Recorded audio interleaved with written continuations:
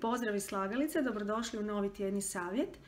Danas nešto o sentimentalnim stvarima, odnosno o predmetima koje ljubomorno čuvamo u ormarima, na policama, u kutijama, često i u nekakvim neadekvatnim uvjetima. Međutim, stvarima s kojima se jednostavno ne možemo oprostiti, odnosno od kojih se ne možemo rastati. Pa prijedlog za danas glasi na jednom jedinom primjeru: učinite te stvari ukrasima u svom životu, odnosno ukrasite njima svoj životni prostor i na taj način oživite uspomenu koja vam je toliko vrijedna. Ja za vas danas imam primjer prve haljinice moje prve kćeri, iz koje smo napravili ukras za zid, odnosno zidnu sliku zapravo. Doslovno smo ju umetnuli u okvir, evo tu je i zaštitno staklo.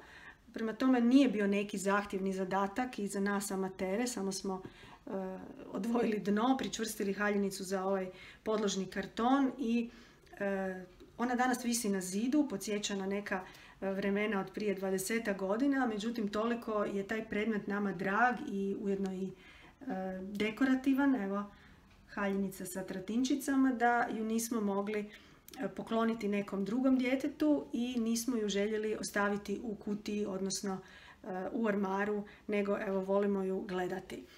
Prema tome, ne samo da ćete ukrasiti svoj prostor, nego ćete možda i naići na neke druge stvari koje leže zaboravljene u prašini, sjetiti se nekih drugih ideja na koji način biste mogli ih istaknuti u svom prostoru. Naravno, to ne znači da ukupnu količinu stvari koje čuvate i za koje mislite da imaju neku sentimentalnu vrijednost ne trebate malo strože selektirati.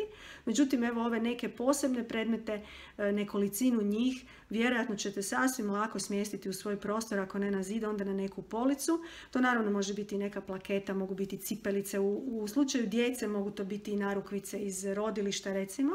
Ova konkretna sličica već duže vrijeme krasi zid mog stana i nalazi se u časopisu Mama i beba za koji pišem, pa je ovo bilo jedno od predloženih rješenja. Hvala vam što pratite savjete, nadam se da vam ovakve male ideje daju i motivaciju da riješite svoje neke priče.